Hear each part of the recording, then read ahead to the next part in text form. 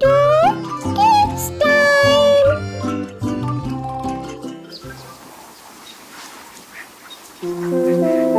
रामपुर गांव में एक बड़ी सी हवेली थी। टूटू हवेली के बाहर खड़ा होता है और दिल में सोचता है, अरे वाह, कितनी बड़ी हवेली है। इसमें कितने अमीर लोग रहते होंगे। इतने में गेट के पास से चौकीदार गुजरता है। वो टूटू को देखकर भड़क उठता है। वे चोर है क्या? यहाँ क्यों घूर रहा है? टूटू डर के साथ, मैं बस देख रहा था। देखने का शौक है तो आईना देख। चल हट यहाँ से। ये जगह तेरे जैसे भिखारी के लिए नहीं है।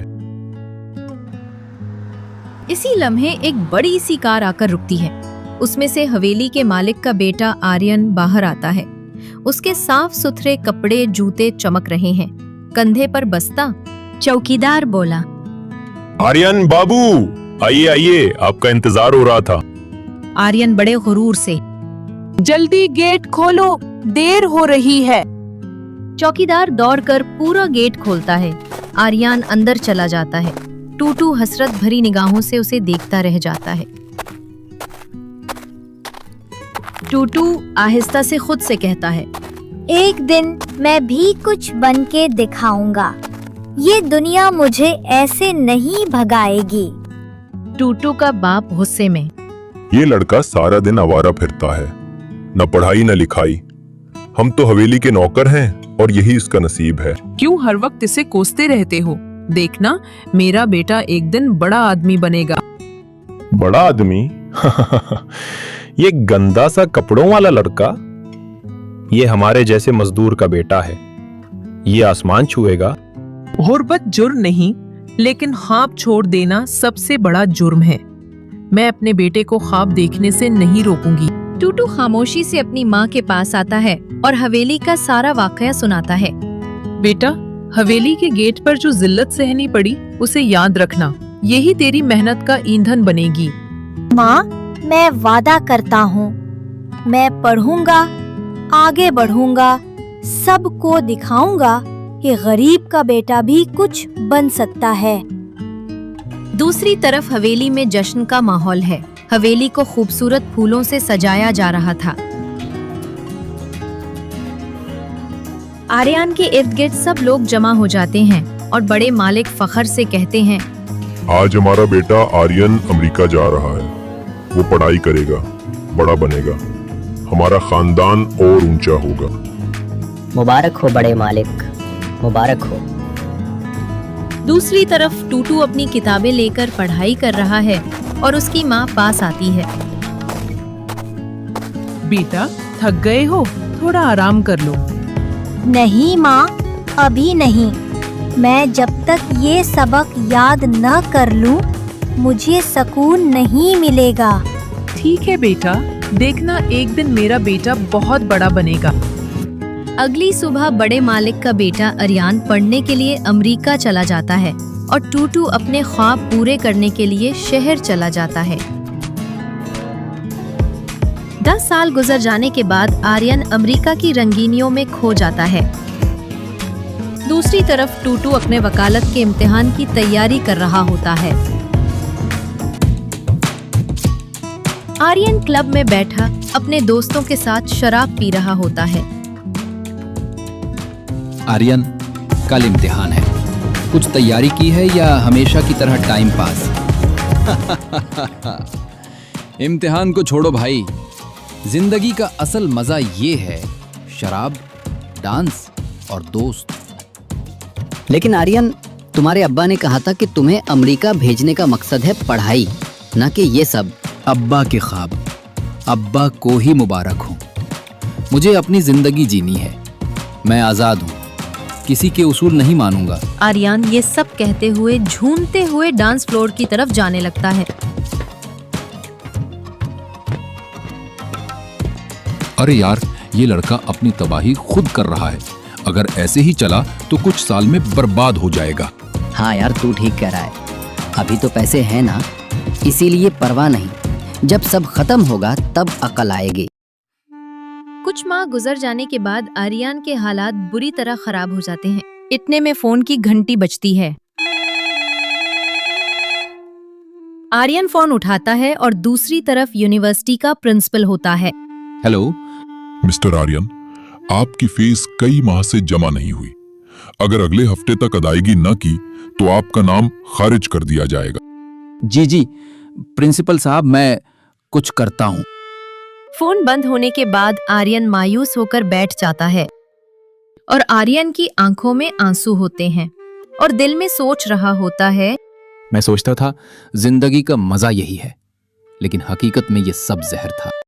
दूसरी तरफ टूटू एक बड़ा वकील बन जाता है और शानदार सूट पहनकर अदालत में खड़ा होता है। जनाबे वाला, गुर्बत गुनाह नहीं, लेकिन इंसाफ न देना सबसे बड़ा गुनाह है। आज अदालत को फैसला अवाम के हक में देना होगा। मिस्टर टूटू, आपके दलाइल लाजवाब हैं। अदालत आपके हक में फैसला देती है। लोग खुशी से तालियां बजाते हैं। ये वही टूटू है, झोपड़ पट्टी का बच्चा आज शहर का बड़ा वकील बन गया है। अमेरिका में आर्यन की यूनिवर्सिटी से फोन आता है। हेलो। मिस्टर आर्यन, आपकी फीस और कारकर्दगी के बाइस आपको यूनिवर्सिटी से खारिज किया जाता है। नहीं, ये सब मेरा अंजाम नहीं हो सकता। नहीं। उसी वक्त आर्यन का दोस्त आता है। आर्यन यार, ये क्या हाल बना रखा है? कुछ नहीं बचा यार, सारे पैसे पार्टियों में उड़ा दिए। इम्तिहान में भी फेल हो गया हूँ, अब यूनिवर्सिटी वालों ने भी निकाल दिया है। हमने कहा था ना, लेकिन तुमने कभी सुना ही नहीं। गुरूर ने सब कुछ बर्बाद कर दिया अब तुम्हारा। टूटू फखर से अपने गांव वापस आ रहा होता है। टूटू अपनी कार से उतरता है। गांव वाले उसे देखकर हैरान रह जाते हैं। बाबूजी, मुझे अच्छे से याद है वो दिन जब मैंने आपको गेट से भगा दिया था। आज आप पर फख्र है। काका जी, वक्त सबको बदल देता है। कोई छोटा नहीं होता, बस मौका चाहिए। माँ आगे बढ़ती है और आंखों में खुशी के आंसू होते हैं। मैंने कहा था ना, मेरा बेटा सबको दिखाएगा और एक दिन बड़ा आदमी बनेगा। ये सब आपकी दुआओं का नतीजा है माँ। आर्यन मेले कपड़ों में झुकी हुई कमर के साथ गांव आता है और गांव वाले बातें करते हैं। यही वो आर्यन है ना जो अमेरिका गया था? हाँ, मगर दौलत और गुरूर ने सब कुछ बर्बाद कर दिया इसका। आर्यन शर्मिंदा होकर जमीन पर नजरें झुका लेता है। आर्यन, याद है जब मैं गेट के बाहर खड़ा झांकता था, तुम अंदर जाते थे। आज देखो, वक्त ने सब कुछ बदल दिया। टूटू, तुम जीत गए, मैं हार गया। गांव के सब लोग जमा हैं। टूटू उनके दरमियान खड़ा होकर बोलता है, ये मेरी नहीं मेहनत की कहानी है। असल दौलत हवेली नहीं, बल्कि इल्म और हौसला है।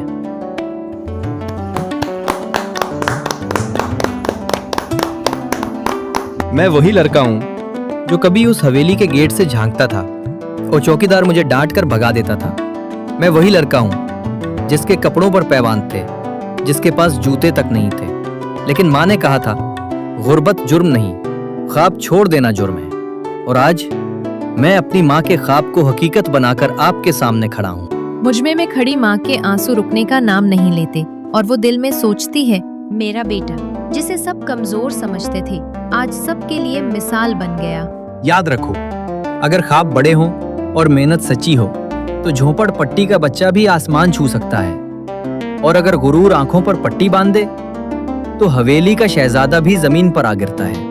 ये जुमला सुनते ही सब गांव वाले तालियां बजाने लगते हैं। एक बच्चा दौड़कर टूटू के पास आता है। टूटू भाई, मैं भी बड़े होकर आप जैसा वकील बनूंगा।